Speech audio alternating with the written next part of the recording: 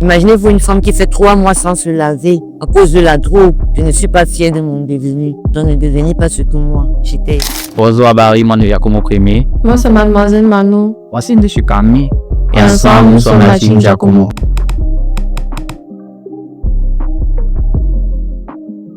Déjà, on vient d'un quartier un peu compliqué. On a toujours eu l'habitude de côtoyer ce genre de personnes. Pour nous, ça n'a jamais été vraiment quelque chose de spécial. C'est vrai que c'est différent, mais bon.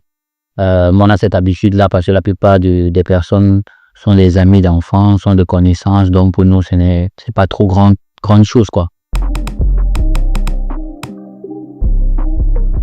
Ok, comme je disais plus tôt, la plupart de ces personnes, on les connaît bien. Donc, c'est pas difficile d'entrer en contact avec eux. C'est vrai qu'on ne les force pas parce que déjà, on leur demande d'abord les permissions. Tout le monde n'accepte pas de passer devant les caméras et raconter son histoire. Donc, la plupart du temps, on approche ces personnes-là, on essaie de leur poser ces questions, on essaie de leur montrer notre vision et notre projet. S'ils acceptent et puis on voit comment on peut travailler ensemble.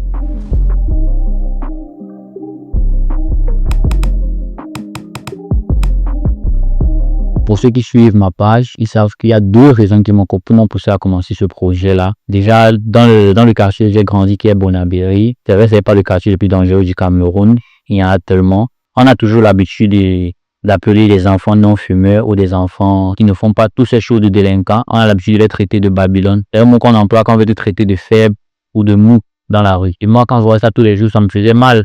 Pourquoi? Parce que moi, je voulais faire comprendre à tous ces jeunes-là qui ne fument pas, qui n'agressent pas, qui ne prennent pas, que ce n'est pas le fait de ne pas fumer qui fait de toi un faible ou un mou. Non, au contraire, je suis un guerrier parce que c'est pas facile de grandir dans ces conditions-là et de résister à toutes ces tentations-là. Moi, il n'y a pas tous ceux qui sont tombés dans ce piège-là que des victimes. Ils ne font pas la rue, mais ils ont plutôt des victimes de la rue. Et concernant la drogue a détruit beaucoup de mes amis d'enfance, beaucoup. Et aussi, c'est entré dans ma maison. Ça a affecté quelqu'un avec qui j'ai grandi, quelqu'un que je voyais toujours comme un exemple. Donc, c'est l'une des raisons qui m'ont poussé à commencer ce combat.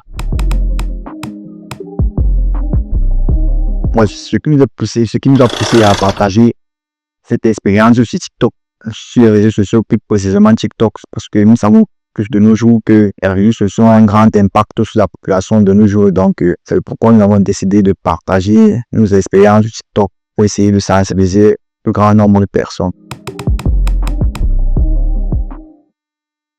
De mon humble avis, je pense que c'est un problème, c'est un phénomène transversal. Il touche plusieurs aspects de notre société. Nous avons notamment dans le domaine de la santé. La drogue entraîne de nombreuses maladies telles que l'addiction et l'indépendance. Nous avons également dans le domaine de l'éducation. Elle affecte dans nos rendements scolaires et aussi dans l'avenir de l'île jeune frère. Je ne pense pas qu'il y ait vraiment un profil type, car à l'heure de notre descente, on a retrouvé des jeunes, des adultes, des adolescents, des étudiants et des élèves. Plus d'hommes. Mais il y a aussi des femmes aussi, quelques. Mais en grande partie des hommes. Oui, car elle peut aggraver la situation de nos jeunes frères et sœurs, les empêchant ainsi de rechercher de l'aide et de se réintégrer dans notre société. Comme je disais plus tôt, c'est un nouveau truc. Pour le moment, on essaye d'entrer en fait. Parce qu'il y a des personnes qui nous écrivent, il y a des personnes qui nous contactent chaque jour, qui nous proposent leurs projets, leurs visions.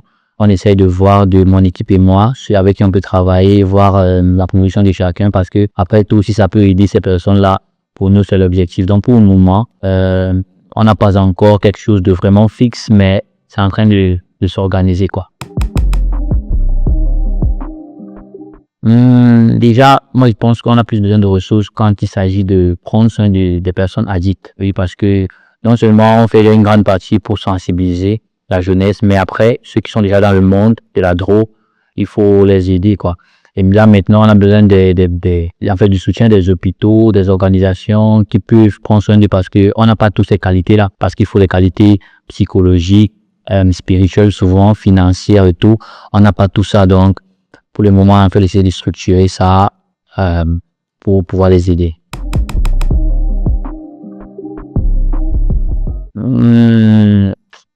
En fait, il y a eu beaucoup de changements en tout cas. Il y a eu beaucoup de changements parce que tout le monde ne prend pas la vidéo de la même façon. Il y a ceux qui la prennent positivement et d'autres négativement. Donc, on ne peut pas imaginer, sauf quand les personnes viennent nous donner leur point de vue. Oui. Déjà, il y a un gros projet derrière qui est en train de se préparer.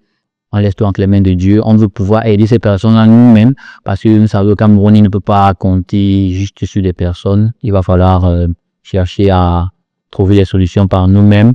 Nous sommes en train d'essayer de structurer et faire quelque chose de grand pour que si demain, on peut réussir à faire sortir 1 ou 2 ou 3 personnes de la DRO, nous, ça va nous faire énormément plaisir. Et pour ça, il va falloir mettre beaucoup de choses en place et c'est ce qu'on est en train d'essayer de préparer. Déjà, c'est vrai que le niveau de la prise en charge sociale de ces personnes addictes au Cameroun, je ne pense pas que actuellement il y ait vraiment quelque chose de concret en place. Parce que ici, c'était le cas, c'est que je devais déjà trouver, mais bon, je suis en train de chercher. Mais je tiens à rappeler que si l'État vraiment écoute et regarde ces vidéos, qu'ils essayent de penser vraiment à ces gens-là, parce que dans notre pays, on ne leur donne pas vraiment cette chance-là d'être repêché ou bien une deuxième chance, comme on dit. D'être intégré dans la société. Ils ont vraiment besoin de ça. Déjà quand on sort, mon équipe et moi, c'est vrai que nous sommes habitués, mais chaque fois qu'on trouve un cas, ça nous fait bizarre, comme on dit. Et c'est vraiment, ça nous fait vraiment réfléchir. Souvent, ça nous fait mal, surtout quand ça vient peut-être de quelqu'un qui a une histoire vraiment émotionnelle. On essaie souvent de remettre tout entre les mains de Dieu, faire une petite prière et puis, comme nous sommes tous ensemble, on essaie de parler, s'échanger les idées pour ne pas porter le stress.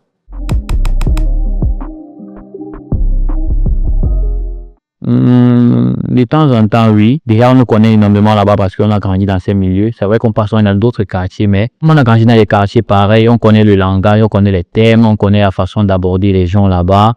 Et on évite les embrouilles. On évite totalement les embrouilles. On évite aussi de les stigmatiser. On les prend comme nous-mêmes. Comme nos frères et sœurs, on ne les juge pas.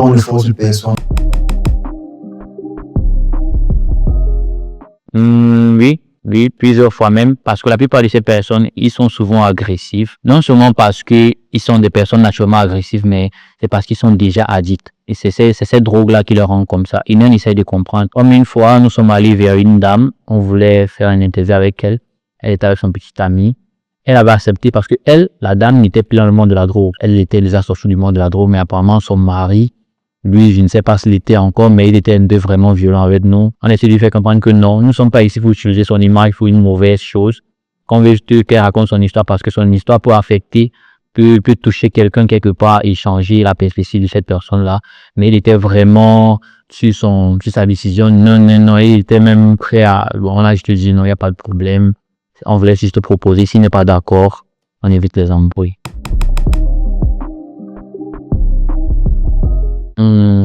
Déjà, ceux qui nous suivent, on essaie plus de parler aux fumeurs et aux non-fumeurs. Déjà, aux fumeurs, on vous fait comprendre que c'est pas la fin de tout. Où il y a des personnes qui sont prêtes à vous aider. Il y a des personnes qui veulent vous aider. Regardez nos vidéos et approchez-vous d'une de nos pages. Vous nous contactez, on va vous répondre et on va essayer de trouver une solution ensemble pour vous. Et à tous ceux qui ne fument plus, oui, tous ces personnes qui ont réussi à sortir de ce monde-là, les gars, venez nous raconter votre histoire. Votre histoire peut aider quelqu'un quelque part. On veut savoir comment vous avez fait, on vous connaît ce qui vous a poussé à sortir de ce monde-là. On ne sait jamais, ça peut vraiment aider quelqu'un. Déjà, ils sont tellement nombreux, comme il dit. Il y a tellement de quartiers compliqués, que ce soit à Douala, que ce soit à Yaoundé, que ce soit à Bafoussam.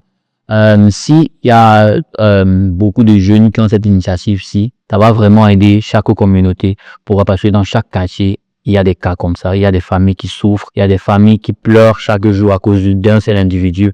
Pas parce que il n'est plus humain, juste parce qu'on a déjà fait cette image-là que quand quelqu'un fume, il est négatif, il est mauvais, alors que souvent ils ont juste besoin d'affection, ils ont juste besoin de compréhension pour pouvoir les aider.